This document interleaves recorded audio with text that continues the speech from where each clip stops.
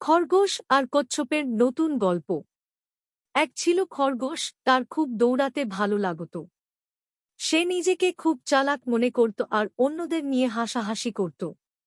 বনের সবাই তাকে একটু ভয় পেত কারণ সে খুব দ্রুত ছিল। একদিন খরগোশ দেখল একটা কচ্ছপ ধীরে ধীরে হেঁটে যাচ্ছে।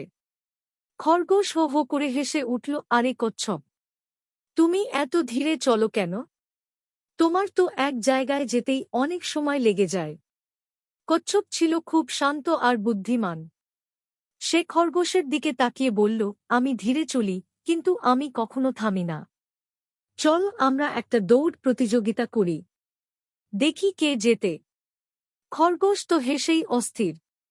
তুমি আমার সাথে দৌড়াবে? এটা তো মজার কথা। ঠিক আছে, চলো। প্রতিযোগিতা শুরু হল।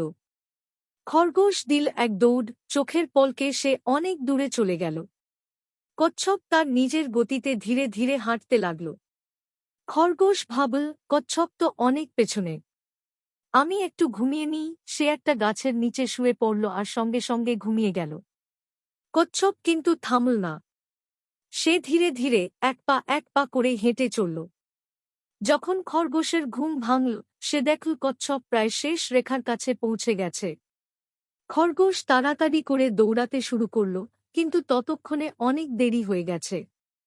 কচ্ছপ শেষ রেখা পার হয়ে গেল। সবাই হাততালি দিয়ে কচ্ছপকে বাহবা দিল।